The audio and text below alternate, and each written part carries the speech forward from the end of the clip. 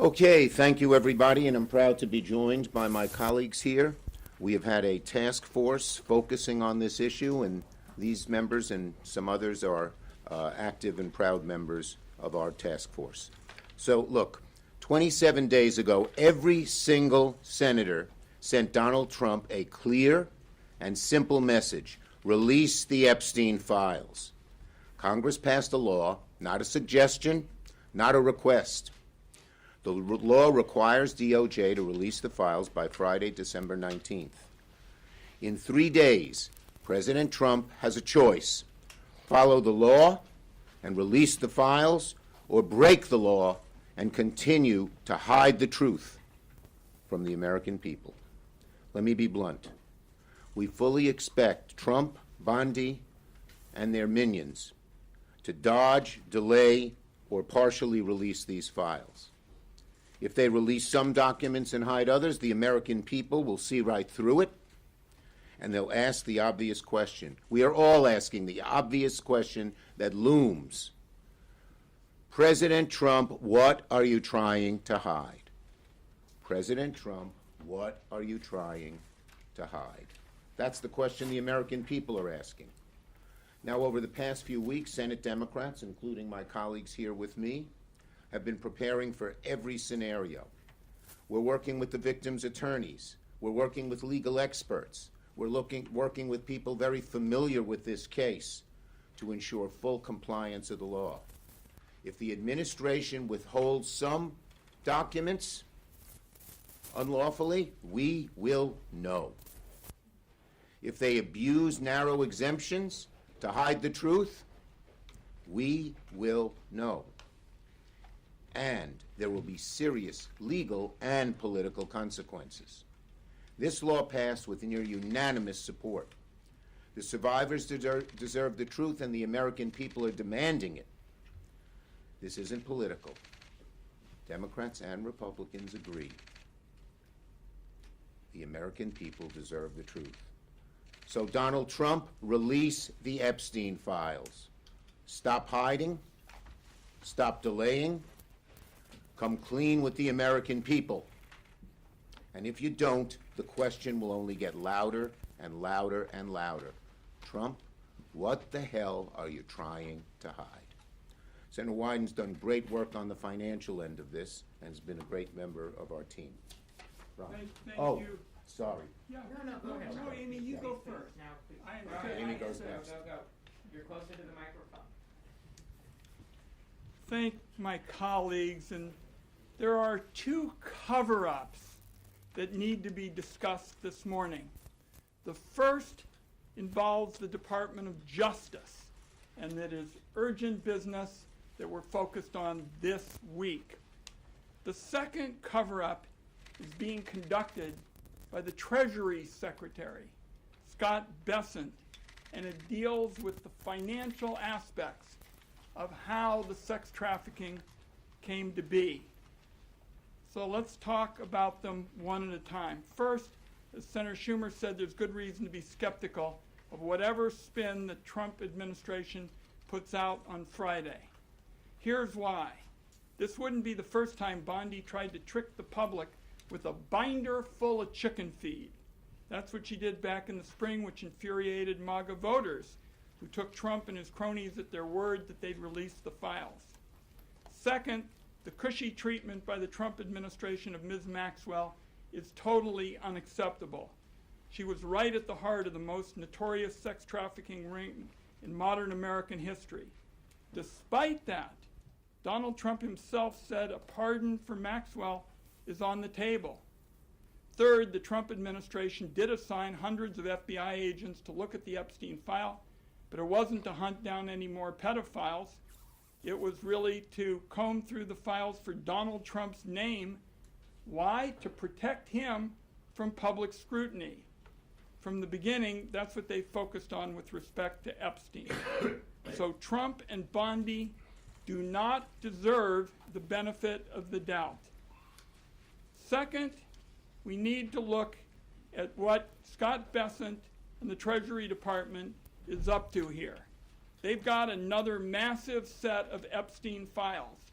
It is a critical fight for transparency and to find out how this horrendous sex trafficking operation was funded.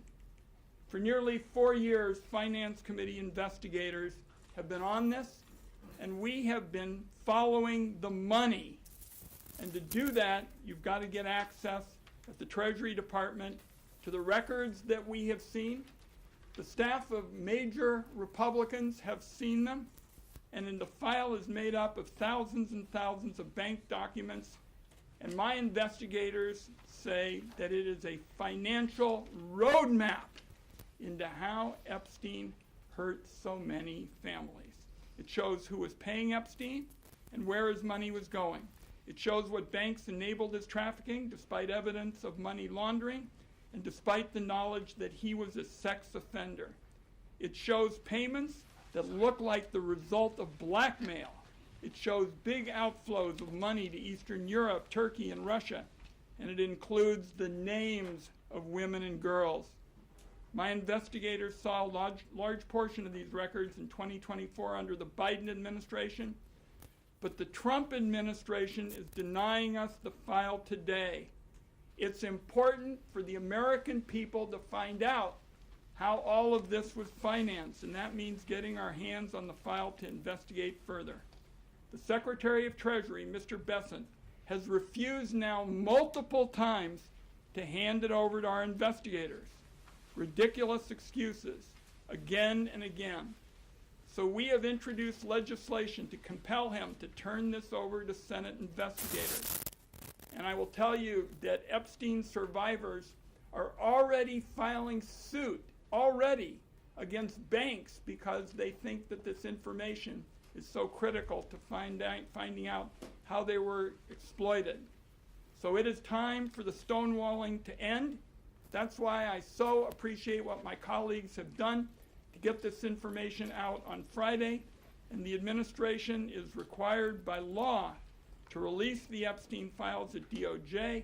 I'm here to say it's got to be done at the Treasury Department as well, because we find in America you capture corruption by following the money, and that's what was so critical at this point to the second investigation. Thank you, Leader Schumer, and I thank my colleagues. Senator Klobuchar has been working very well on this, and we appreciate it. Thank you very Love much. it, Jar. Thank you, Senator Wyden. Thanks for following the money, something that's our creed as my former job as prosecutors. Whenever you're solving a case from the smallest theft to big rings, and I appreciate that. So let's remember what this is all about. This is about exploitation and abuse. These victims deserve justice, they deserve transparency, and they deserve accountability. Example, Danielle Bensky, 17, recruited into Epstein's circle. Her mom had a brain tumor, and Epstein told her he could help her mom, but only if she abided by his demands, including recruiting other girls. He told her, I can use it to help you, or I can make it very difficult for your mother. That horrific crime, one of many, is why the House voted 427-1 to release the files and why the Senate unanimously passed the bill on Senator Schumer's motion. That bill set a specific deadline, December 19th, and it is a must. It's not a may, it's a must. And it says that no record shall be withheld, delayed, or redacted on the basis of embarrassment, reputational harm, or political sensitivity.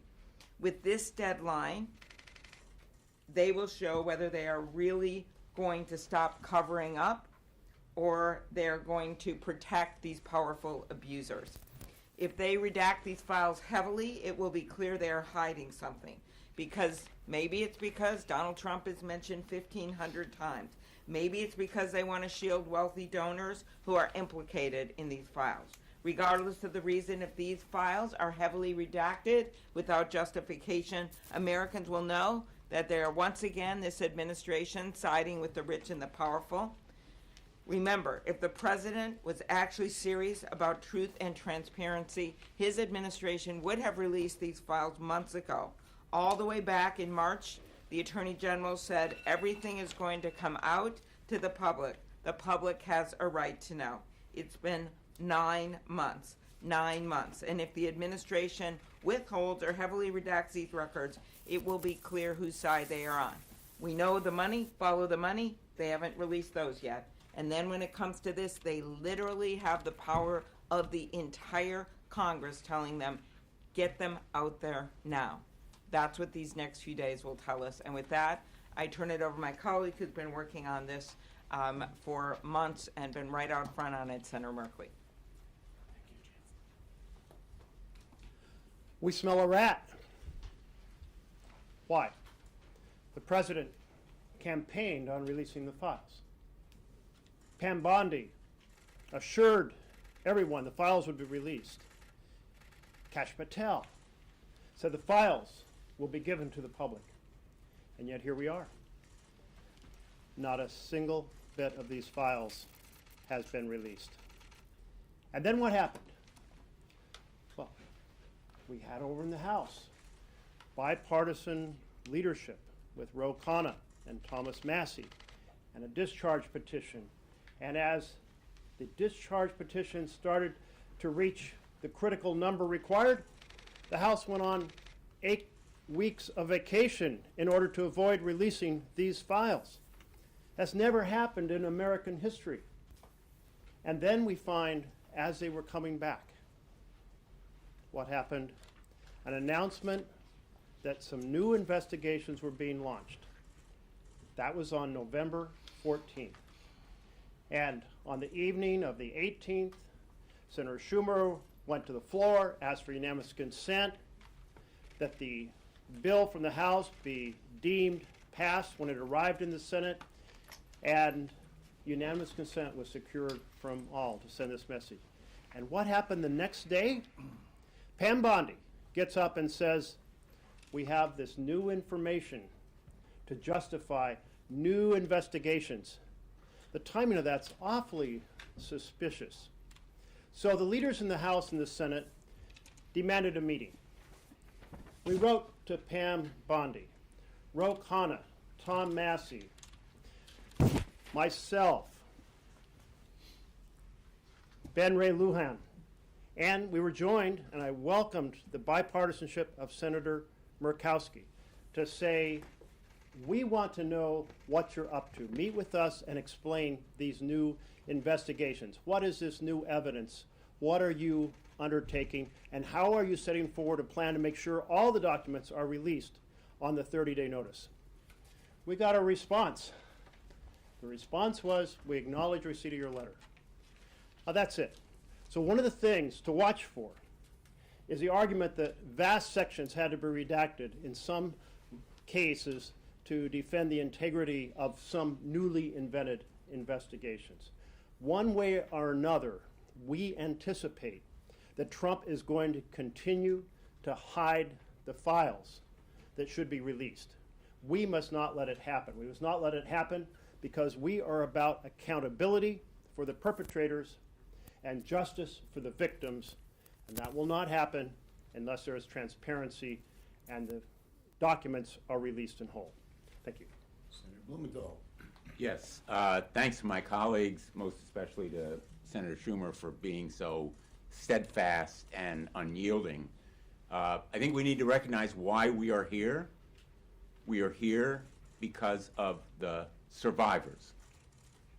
Because of the survivors pursuing relentlessly the hideous cause of their victimization, Epstein, but also the rich and powerful people who were Epstein's benefactors and his enablers. The survivors created that public pressure that led to the law forcing release of these documents. Donald Trump must listen to the survivors, and we will know what they are concealing because of the survivors. Your question may be, how do you know that they're hiding stuff? The survivors will give us the knowledge we need to pursue the truth. They have been about the truth from the very start, and their truth has to prevail. Thank you.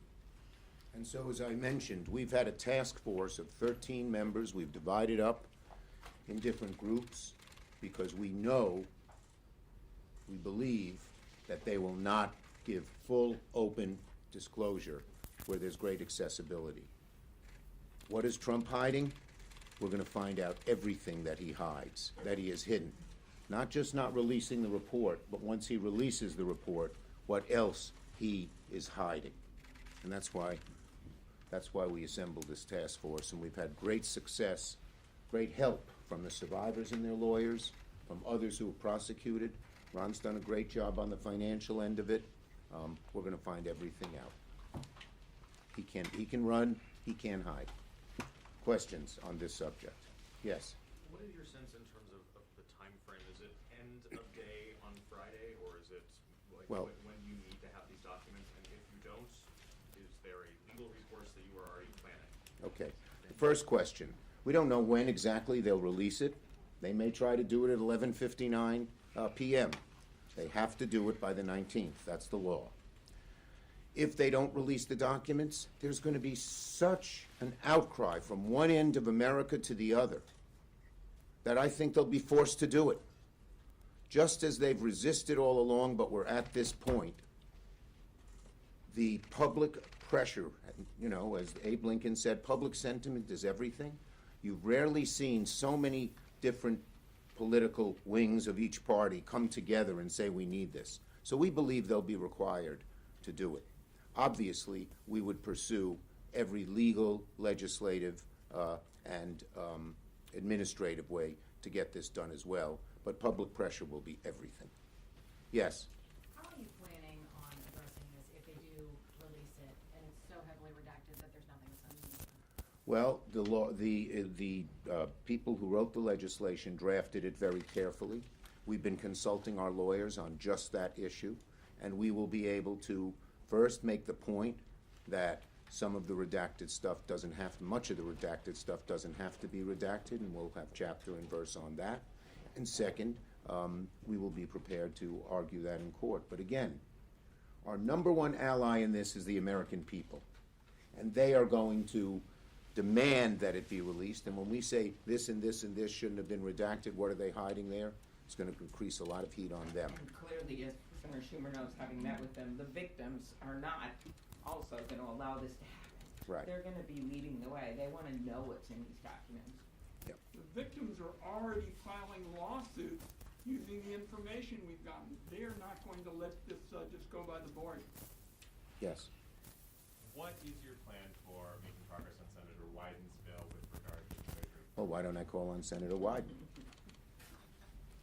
We're going to keep pushing to find out what is behind Scott Bessent's stonewalling. The fact of the matter is, on Valentine's Day, before the administration, the Biden administration left, we went to look at the SARS, these suspicious activity reports, and we had the staff of senior Republicans, and we're going to keep pushing on a bipartisan basis to A, get all the facts out, because as Senator Schumer has said, this is not a blue and red fight, and B, to make the reforms that are necessary so this never happens again. Too many banks looked the other way. Too many auditors decided this wasn't important. This was again and again a textbook case of disinterest in suffering and families and young girls, and we're not going to let it happen again. We're also not going to bifurcate this. It's part of one large investigation, one large disclosure. And just as we will do everything we can to alert the public what has happened on the non-financial parts of the documents, with all the horrible things that they did to these women, we're going to continue to keep pressure on the financial parts too. Senator Schumer. Yes.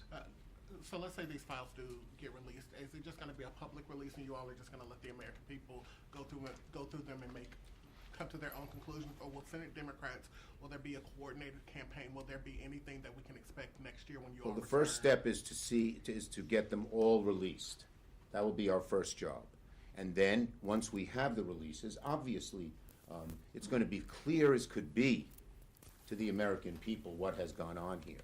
But, you know, Democrats will be actively involved, letting people know how disgraceful this has been. The American people should see everything we see. Yeah, they'll see it. Yes.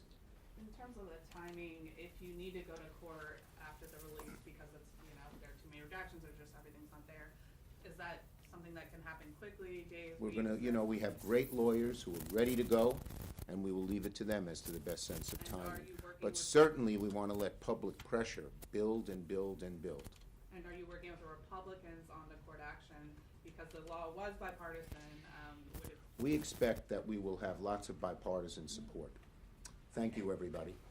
Oh, last one. What steps are you guys taking when it comes to learning more about why Ghislaine Maxwell was moved? I don't know if you saw what Susie Wiles, the president's chief of staff, We said. saw that. She had no idea, the president had no idea. I'm curious, I don't know whether those will be in She the ballot or not. should not have been moved, and I think when the files are made public, the pressure on, to disclose how that happened, why that happened, and to undo it will be very, very real and strong. Is that a focus of one of these task That is forces? one of the focuses is on what happened and what they've tried, and what they have tried to do to cover up everything, including what happened with Ghislaine.